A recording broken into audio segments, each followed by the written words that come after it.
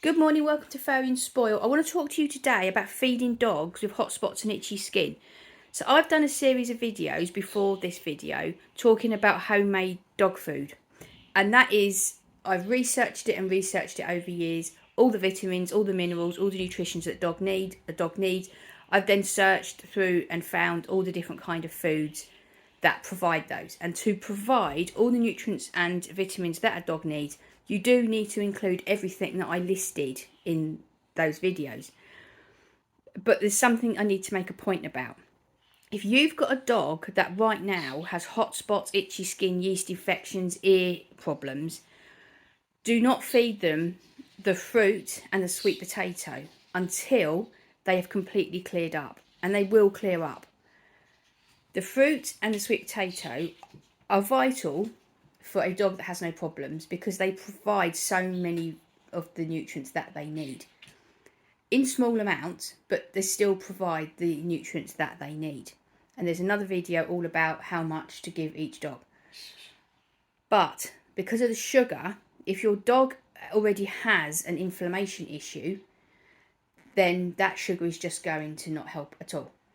So just feed them the meat, the fish, and the green vegetables I listed, and don't forget the supplements. The turmeric is invaluable for helping dogs that have hot spots and itchy skin, because at the end of the day it's inflammation. Turmeric is an anti-inflammatory and it works wonders. Don't forget, so go and watch that video about the supplements. When the dog's skin has all cleared up, so you've got no problems in the ears, there's no itching, there's no hot spots, there's nothing, wait about a week and then slowly introduce some fruit or some sweet potatoes. Now, you'll see from the last videos, I do a ratio of 70% meat and fish, 30% fruit and veg. So they don't get a vast amount of it and they don't need it. And that is the ratio, from all the research I've done over the years, that is the perfect ratio. And dogs thrive on it. I help many dogs with hot spots and itchy skin, and they thrive on that. But you must make sure to start with no sugar. So you don't want the fruit and you don't want the sweet potato. Now, when the dog is all cleared up, even though there's a lot of sugar in sweet potato and fruit, it doesn't matter. It's okay, because you're giving them in such small amounts, and the amount of nutrients that are in those fruits helps the dog so much. But just start with meat, fish, and the green vegetables. So if you're not sure what I'm talking about, the 3 videos before this, if you go to Feeding Dogs, the playlist and Feeding Dogs, they're all in that. In there, there's a video. So the first video, I tell you the ingredients that I use. The second video, I tell you exactly how much to give a dog.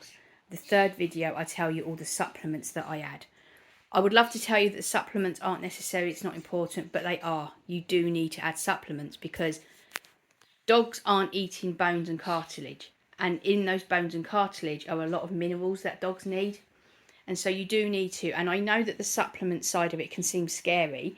And when I started doing this, I was scared. I didn't think I could provide the nutrients that my dog needed. But I've researched it.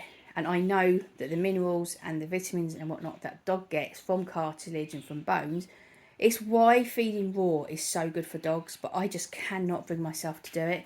I would love to do it, but I just cannot bring myself to do it. So I have to replace the minerals and the vitamins that would be in the bones and the cartilage and all of that.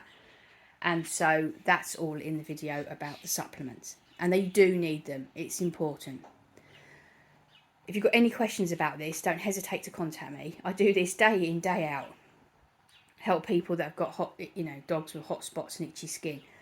Sometimes the diet isn't always the problem, and it is that they've got hay fever and stuff like that's causing it. But 99% of the time, change the diet and you change the dog's life. I've mentioned this before and I say it again. It's really important that when you are taking a dog off of dog food and putting them onto homemade, that you go slowly, because they have to detox. So whether it's that the food has had grains, whether it's that it was a kibble and so very low nutrients and very high heat, or even if you, like me, I was feeding a very good quality grain-free food, I still had to detox little Albert, because of all the preservatives and the additives, and there must have been a load of sugar in there, he had to go very, very slowly. If you don't go slow enough, what happens is the hot spots all come back, and you think homemade cooking isn't working because the hot spots have got so much worse. And it isn't. It's just they need to detox. And with Albert, I went too fast, and all his hot spots came back. And so I had to start again and slow right down and do it over a period of 3 weeks. So go over about 3 weeks, really slowly, just add in the homemade food. And then once you've got past about 3 weeks, if you build it up, after about 3 weeks, you should be at the point where they're 100% on the homemade food. And I've never seen a dog that needed more than 3 weeks. So that should be enough and it should be fine. But please don't just switch from one food to another food. Now, some dogs can take it, but most dogs, if you've got the hot spots and that, they can't. And then you'll think it's not working and you'll stop it, and it isn't. It is working, it's just they've got to detox. That thought in itself, that dogs have to detox from dog food, even good quality dog food, I can't stand it. Like, what are they putting in that stuff? If you have got any questions about this, you know how I work, you know where I am. Don't hesitate to ask me, and I will help you make this transition, because really the horror that is coming out, the horror stories that are coming out about these big confectionery companies buying dog food and what they're using and the chemicals they're using, and it's horrifying. And it's terrible what it's doing to our dogs. So if I can help anybody get to homemade, I'm really trying. And if you haven't watched it, go and watch those other videos, because I've been working for about 2 years on getting this as simplified as I can, because it's complicated. Well, it's not complicated, but it can just seem like such a hassle, and it can seem scary. And so I've come up with a system which is as simple as I could make it, and I do it all the time. And I've got 3 dogs, and you know, they're not all small, and I do it all the time. And first of all, I was just all over the place with it, and it was quite scary.